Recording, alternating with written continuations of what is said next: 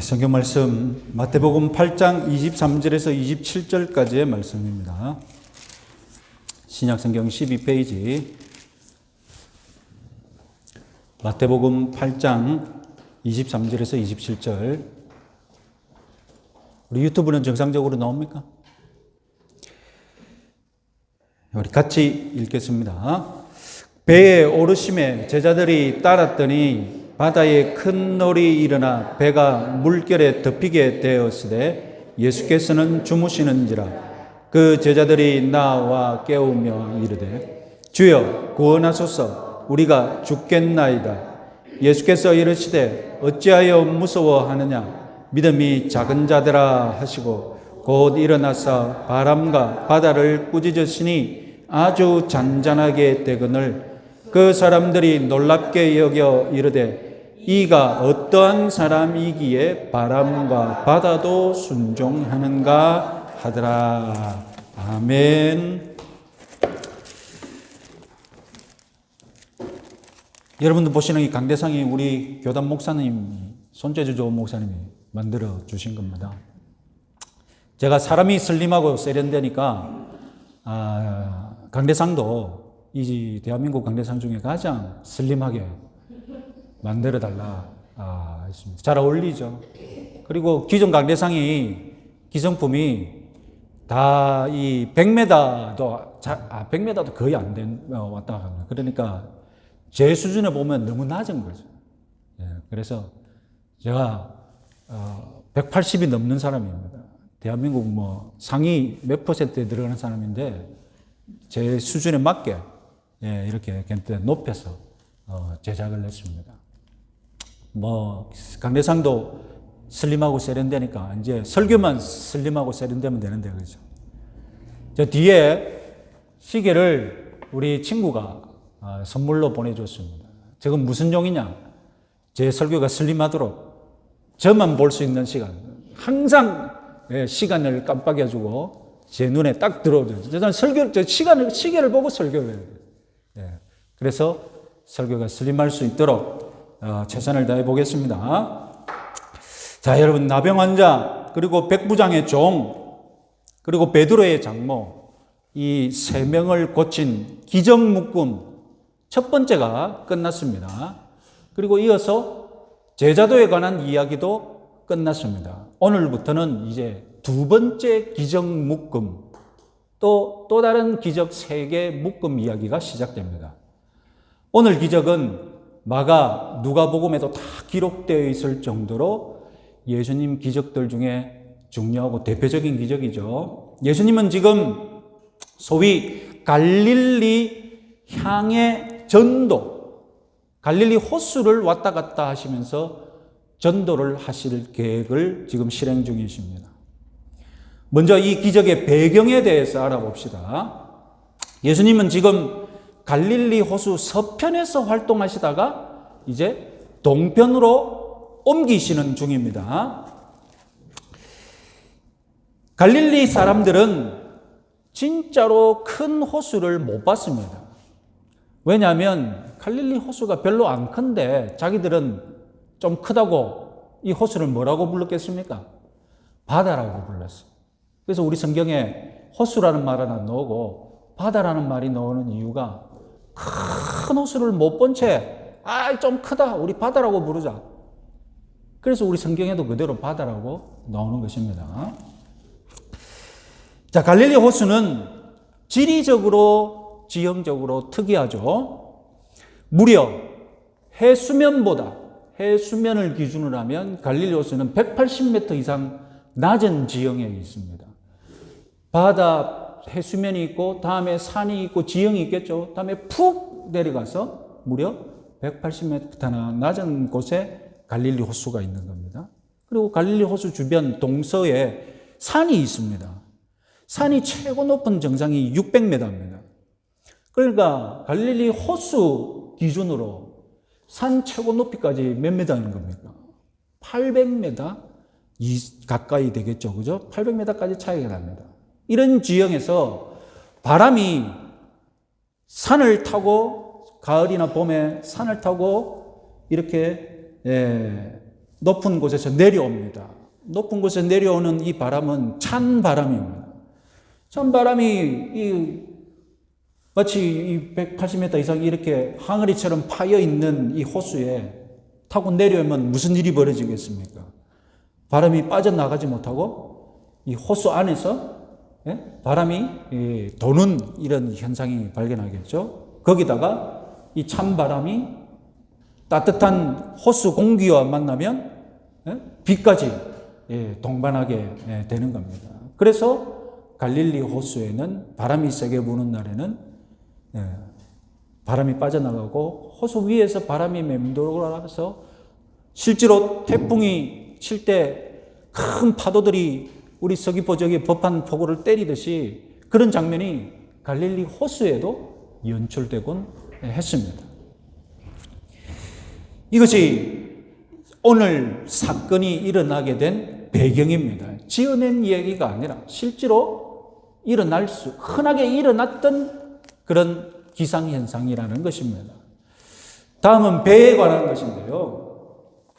1986년 갈릴리 호수 근처에서 예수님 당대의 것으로 추정되는 배가 실제로 발견되어서 복원했습니다. 지금 박물관 같은 데 있는데 보이십니까?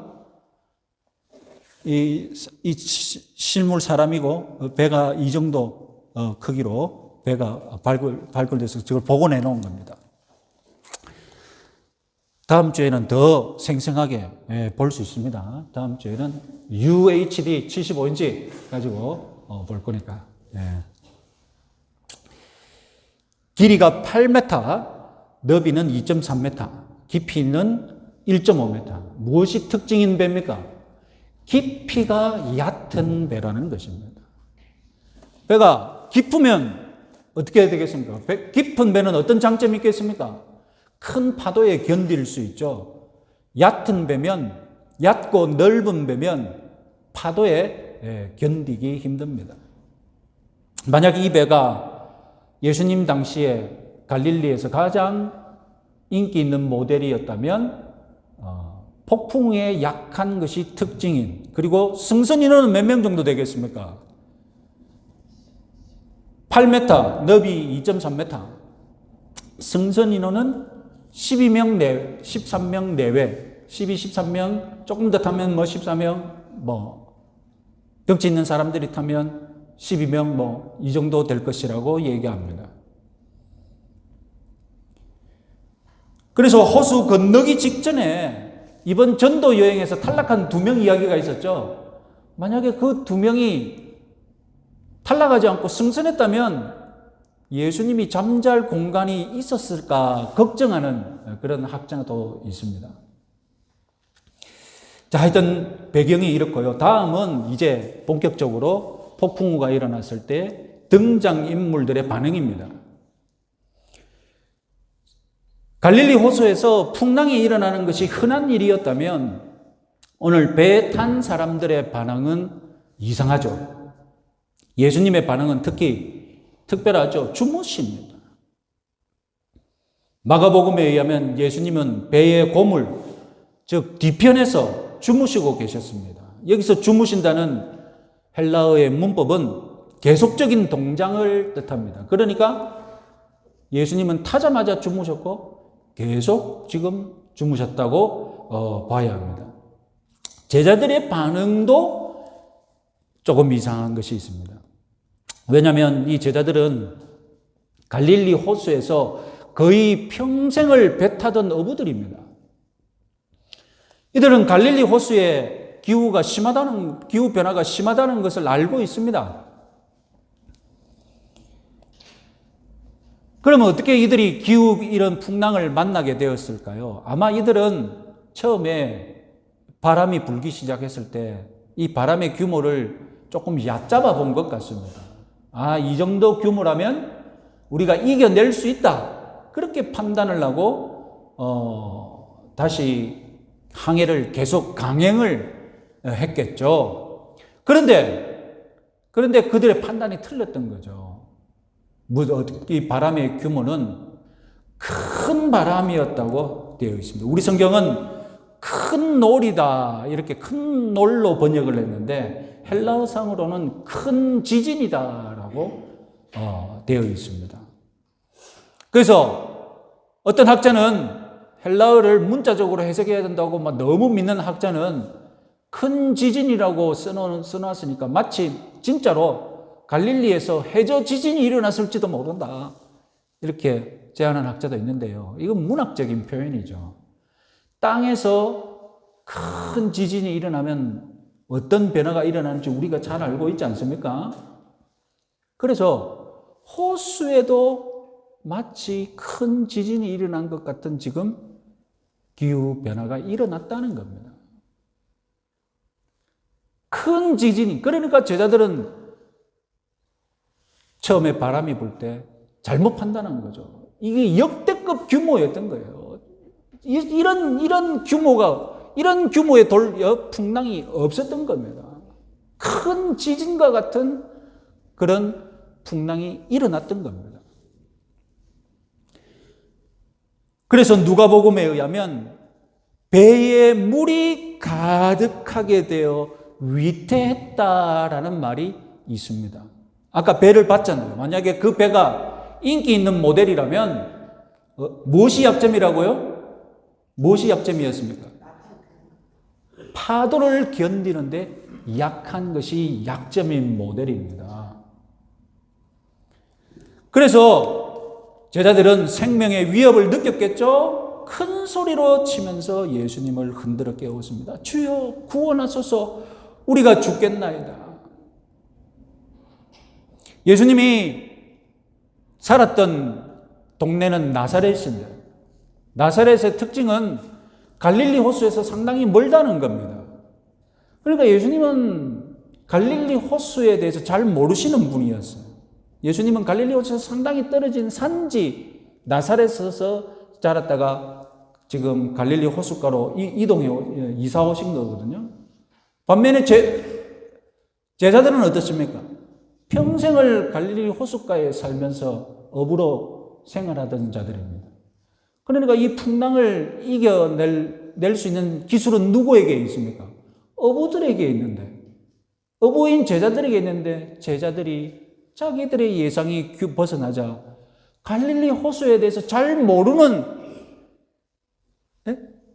예수님을 깨워서 우리를 구해달라. 참 아이러니한 상황이 펼쳐지고 있는 겁니다. 예수님이 일어나셔서 풍랑을 꾸짖으셨습니다. 그러자 크게 우리 성경에 뭐라고 되어 있습니까? 아주 잔잔하게 되었다라고 합니다. 여기서 아주라고 번역된 단어와 앞서서 큰 놀이라고 할 때 크다라고 번역된 단어는 사실상 헬라어로는 똑같습니다. 만약 번역으로 따로 번역한 것이죠. 그러니까 앞서 무슨 일이 있었습니까? 큰 풍랑이 일어났고 지금은 예수님이 꾸짖는 후 큰 풍랑은 어떻게 되었습니까? 크게 잔잔해졌다. 크게 잔잔해. 이 기후 변화가 너무 급작스러워서 풍랑이 크게 일어나는 것도 상상을 초월한 일이지만 크게 잠잠해지는 이 일도 예상을 초월한 규모로 일어났던 겁니다. 그러니까 이것은 자연적으로 바람이 잔잔해진 일이 아니라는 거죠. 자연적으로 바람이 잔잔해졌다면 시간이 지날수록 어떻게 됩니까? 시간이 지날수록 점점점 규모가 약해져야 하지 않습니까? 그런 일 없이 갑자기 크게 예수님이 꾸짖자마자 확 잔잔해졌다라는 것입니다. 이게 예수님이 일으키신 기적이라는 말입니다. 호수만 크게 잠잠해진 것이 아닙니다. 제자들도 잠잠해졌습니다. 제자들은 놀랐습니다. 놀라움에 입이 닫혔습니다. 그리고 한마디 다 공통적으로 뱉었는데 27절이죠. 뭐라고 했습니까? 이가 어떤 사람이기에 바람과 바다도 순종하는가? 이 기적 이야기의 최종 결론입니다. 분명히 이것은 주제를 묻고 있는 독자들에게 던지는 질문입니다.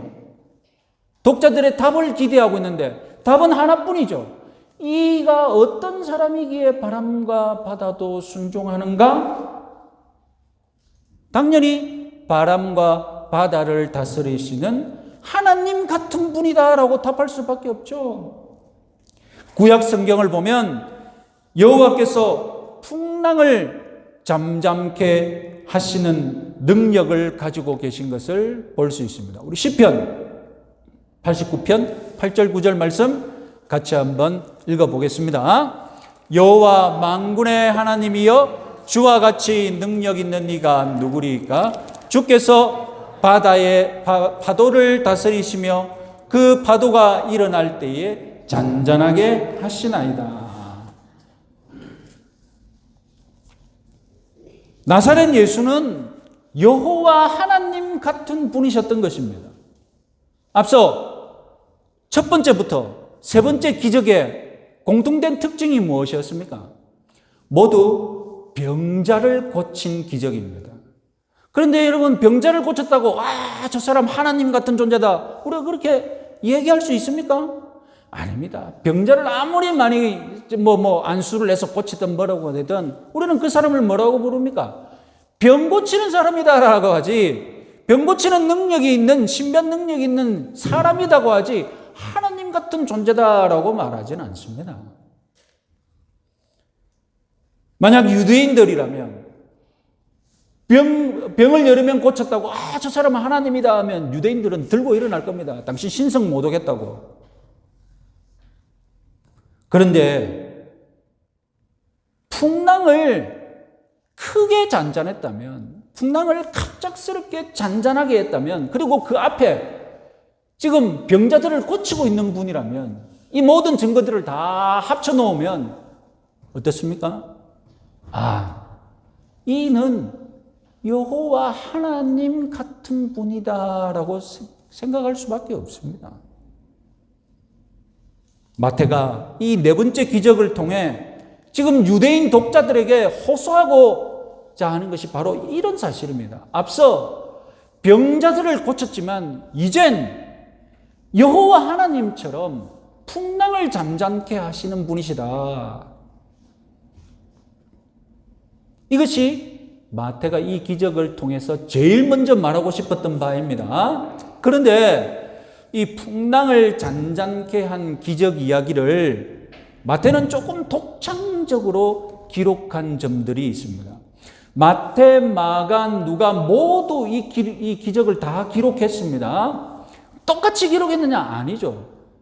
글을 쓰는 사람마다 스타일이 있지 않습니까? 특히 마태와 마가를 비교해 보면 아예 상반되는 내용들이 많습니다. 자, 마태는 예수님이, 표를 한번 볼까요? 마태는 예수님이 배를 예수님이 먼저 타고 제자들이 따라갔다고 합니다. 항해를 지금 예수님이 주도하고 계신 겁니다. 그런데 마가는 제자들이 항해를 주도하고 있는 것처럼 기록했습니다. 마태는 예수님이 제자들을 먼저 야단치고 다음 풍랑을 꾸짖었다고 기록했는데, 마가는 순서를 뒤집어서 풍랑을 먼저 꾸짖고 제자들을 꾸짖었다고 순서를 바꿔놨습니다. 그리고 마태는 예수님이 제자들을 야단칠 때 믿음이 적다, 믿음이 적어서 지금 제자들이 야단 맞는 것처럼 표현했는데, 마가는 아예 믿음이 없다. 왜 믿음이 없느냐? 없다라고 기록을 했던 겁니다. 자, 원래 마태와 마가의 글 쓰는 특징이 차이가 있는데 그 특징이 무엇이냐? 마태는 예수님의 설교에 집중을 합니다. 설교를 너무 많이 쓰니까 지금은 여러분 종이 걱정 안 하죠. 지금은 워드 프로세스 치는데 내가 100페이지 쓸 거 200페이지 썼다고 해서 걱정하면 하나도 걱정합니다. 그런데 옛날에는 글을 쓴다면 엄청 돈이 듭니다. 왜 엄청 돈이 듭니까? 종이가 비싸거든요. 종이가 2000년 전에는 종이가 없어서 가죽이나 싼 파피루스 같은 거 위에다가 했는데, 내가 글을 길게 쓴다면 그것은 돈을 엄청 비싸게 들여야 한다는 거거든요. 그러니까 마태는 글을 쓸 때 예수님의 설교에 집중하고 있는데 예수님의 기적 이야기는 어떻게 해야 되겠습니까? 기적 이야기는 줄여야 돼요. 줄여야 돼요. 반대로 마가는 예수님의 설교 이야기를 그렇게 집중하지 않습니다. 그러니까 마가에게는 어떻습니까? 예수님의 기적 이야기를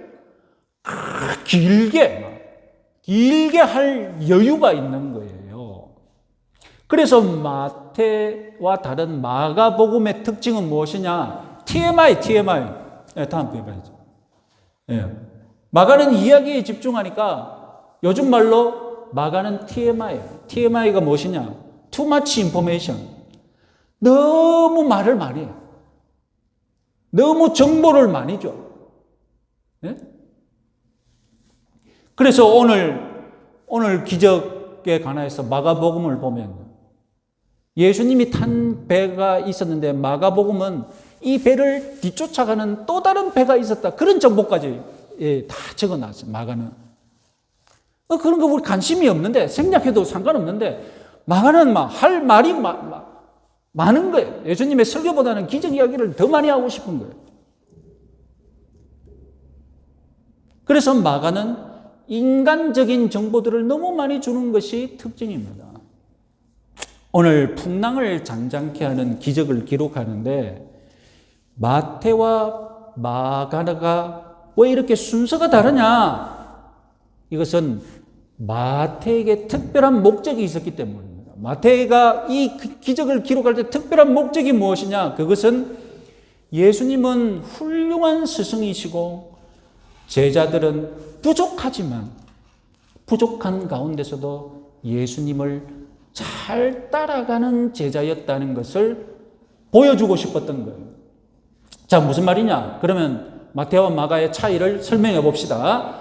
마태만의 특징 첫 번째, 23절에서 예수님이 배를 먼저 탄 후에 제자들이 배를 탔다고 기록했습니다. 자, 여러분, 23절 흥미로운 점이 무엇입니까?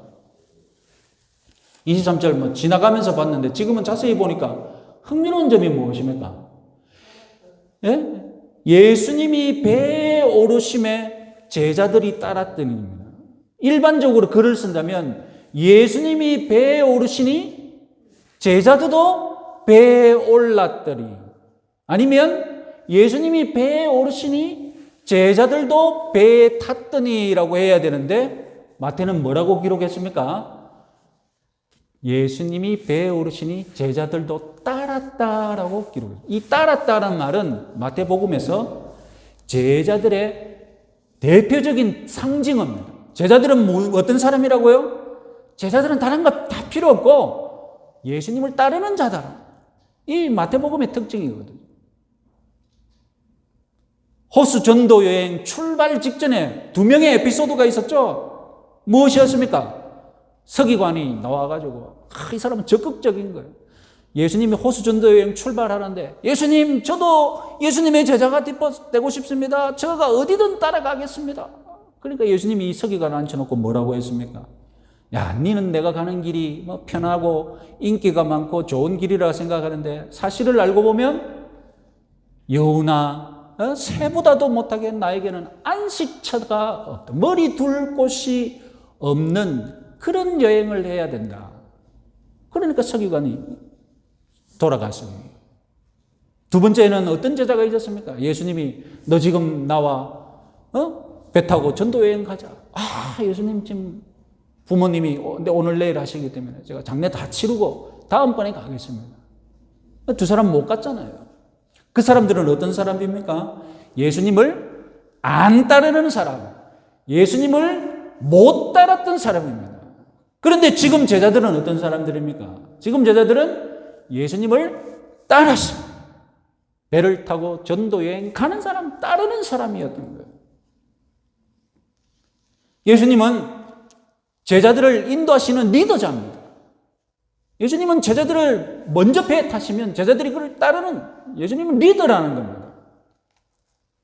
자, 두 번째로 마태복음의 특징, 마가복음과 반대로 왜 마태복음에서는 예수님이 제자들을 먼저 꾸짖으실까요? 제자들을 먼저 꾸짖으시는 이유는 무엇입니까? 왜냐하면 예수님은 좋은 스승인데 이 풍랑을 만난 것도 제자들을 가르치는 기회로 지금 풍랑을 만났으니 막 어떻게 할까 하는 거야. 예수님은 선생이시거든. 지금 이때 이 상황에서 누구를 먼저 깨우쳐야 된다? 지금 이 상황에서 제자들을 배우고 깨우쳐야 돼요. 그래서 좋은 선생님의 마음은 풍랑이 먼저 눈에 들어오는 것이 아니라 이 풍랑을 통해서 방황하고 깨우침을 얻지 못하고 있는 제자들에게 먼저 눈이 가거든. 그래서 마태복음에서는 제자들을 먼저 야단치는 것으로 교육하시는 것으로 기록되어 있습니다. 마지막으로 마태복음만의 특징 세 번째, 마가복음에는 믿음이 없다고 야단쳤는데 왜 마태복음에서는 믿음이 적다고 야단쳤겠습니까? 제자들을 야단치지만 제자들을 바닥까지 내팽개치지 않으신다는 것입니다. 예수님은 제자들이 작은 믿음이라도 가지고 있다고 야단치시면서 인정해 주시고 격려해 주시는 거예요. 반면에 마가는 어떤 시각이 있느냐? 마가는 12제자에 포함된 사람이 아니거든요. 그러니까 좀 더 객관적이고 어떻습니까? 눈이 바라보는 시각이 좀 더 객관적이고 비판적이거든요. 그래서 제자들을 향하여서 글을 쓸 때 마가복음의 특징은 뭐냐? 사정없이 막 비판하는 거예요. 사정없이 비판하는 거예요. 제자들을 막 바닥까지 막 떨어뜨리는 거예요. 마가는. 그러니까 예수님이 제자를 야단치는데도 어떻습니까? 이 믿음이 없는 자들아 하고 야단치는 것으로 기록했어요. 그러나 여러분, 사실 제자들은 대단한 각오와 결단을 내리고 예수님을 따르는 그런 진정한 제자들이죠. 정말로 예수님이 머리 둘 곳 없다고 그 길로 제자들을 데리고 갔는데 진짜 배 타자마자 무슨 길을 만났습니까? 머리 둘 곳 없는 풍랑을 만난 거예요. 이렇게 빨리 만났을 줄은 몰랐겠죠. 갈릴리 어부들은 처음에는 이 풍랑을 자기들의 기술, 자기들의 힘으로 벗어날 수 있다고 예상을 했겠죠. 그런데 이번에 만난 풍랑은 어부 7, 8명이 달라들어도 감당할 수 없는 초역대급 풍랑이었던 것입니다. 역대급 고난이었던 거예요. 물이 배로 넘쳐 들어오는데 어떤 인간이 자신을 믿을 수 있겠습니까? 그래서 이들은 뒤늦게 예수님을 의지했습니다. 처음에는 예수님을 깨우고 싶지 않아서가 아니라 예수님이 갈릴리의 이 어부에 대해서 뭘 알겠노? 그냥 우리가 해결하자. 이러다가 도저히 해결 안 되니까 이제 예수님을 깨운 거예요. 죽을 위기가 닥치자 뒤늦게라도 주님을 찾았던 겁니다. 주여 구원하소서, 우리가 죽겠나이다. 마가복음은 제자들을 조금 비판하는 시각으로 쓴다고 안 합니까? 마가복음에는 제자들이 무례하게 예수님께 항의하는 것으로 기록해놨어요. 우리가 죽게 된 것을 돌보지 아니하시나이까? 우리가 죽게 된 이유가 어디 있다는 거예요? 이 풍랑 때문에 죽게 된 게 아니라 왜 스승이 안 돌보냐고, 제자들을 죽게 내버려두냐고, 이런 식으로 약간 항의적으로 기록해놨어요. 예수님이 야단치신 대로 제자들에게는 작은 믿음이 있었고 늦게라도 이 작은 믿음으로 제자들은 주님을 붙잡았고 결국 작은 믿음일지라도 주님의 기적을 끌어당기는데 부족함이 없었던 겁니다. 이 이야기는 오늘날 부족한 믿음을 가진 우리들의 이야기이기도 합니다.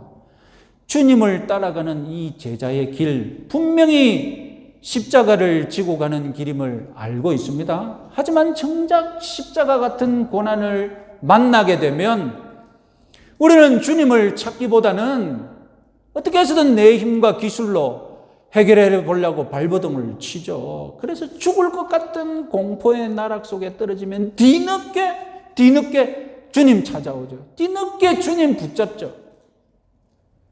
적은 믿음을 가지고 주님께 나온, 대한민국 한국 교인들 중에 누가 큰 믿음을 가지고 주님 붙잡고 잘 사는 수준에 있는 그런 경제에 있는 사람이 몇 프로나 되겠습니까?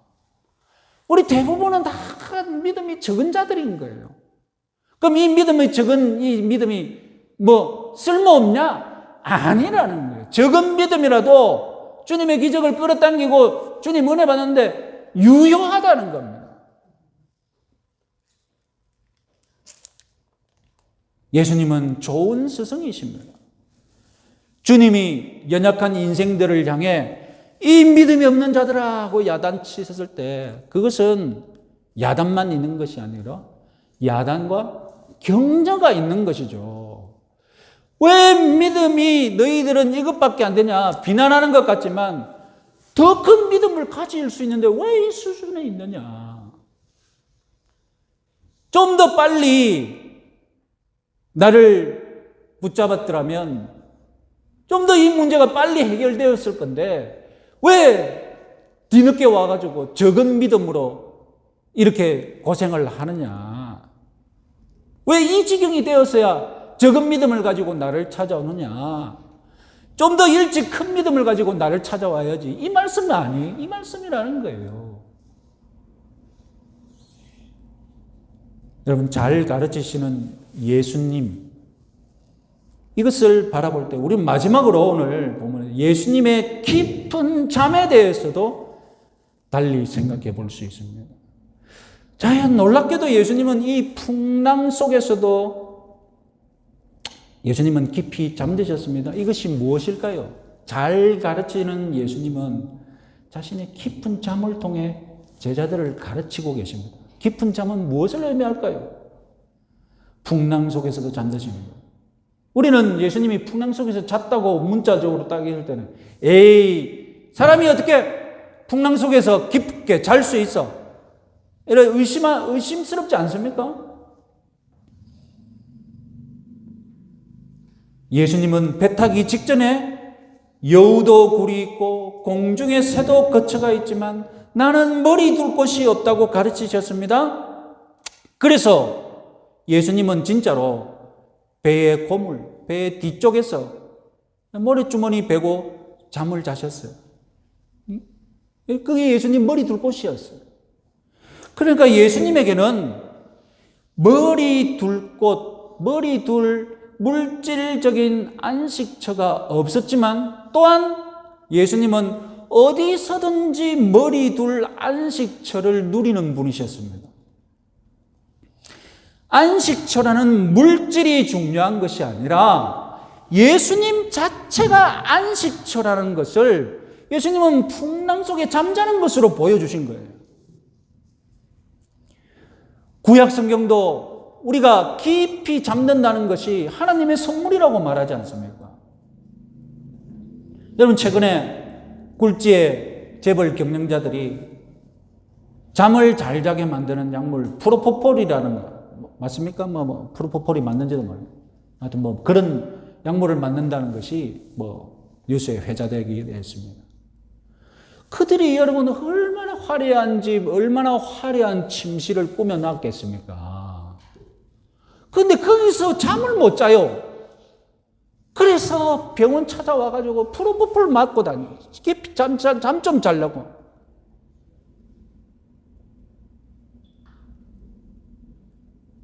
예수님은 풍랑 속에서도 깊이 잠드실 수 있는 분이셨어요. 예수님이 안식 그 자체이기 때문입니다. 어디서든지 머리 두고 깊이 잘 수 있는 분이셨습니다. 예수님이 깊은 잠을 통해 제자들에게 뭐라고 지금 보여주고 가르치고 계십니까? 나는 지금 십자가의 길을 가고 있지만 하나님의 보호하심을 믿고 어디서든지 평안하고 안식을 누린다. 지금 이런 믿음을 퍼포먼스로 보여주고 있는데 강호동이 퍼포먼스 하지 않습니까? 그 퍼포먼스가 뭡니까? 지금 제자들에게 가르치는 퍼포먼스가 뭡니까? 풍랑을 만나도 깊이 잠드시는. 물론 제자들의 적은 믿음은 예수님의 이 퍼포먼스를 모르죠. 눈치 못 챘던 것이죠. 그러나 이제 우리는 알 수 있어요. 알았습니다. 십자가를 가는 도중에도 내가 안식을 누릴 수 있다고 믿음이 적은 자들은 이렇게 질문하겠죠. 그러나 믿음이 적은 이 적은 믿음에서 큰 믿음으로 한 발자국 진일보하려면 십자가에 가는 길 중에서도 풍랑을 만나도 예수님 안에서 나는 깊이 잠들 수 있어. 나는 예수님 안에서 안식을 누릴 수 있어. 확신할 수 있어야 되는 줄 믿습니다. 거대한 풍랑길, 그 고난 속에서도 깊이 잘 수 있는 길, 이 길이 바로 예수님의 길이며 제자들이 가야 할 길이며 저와 여러분들이 갈 수 있는 길임을 믿으시기 바랍니다. 이번 한 주간도 승리하시는 여러분들 되시기 바랍니다.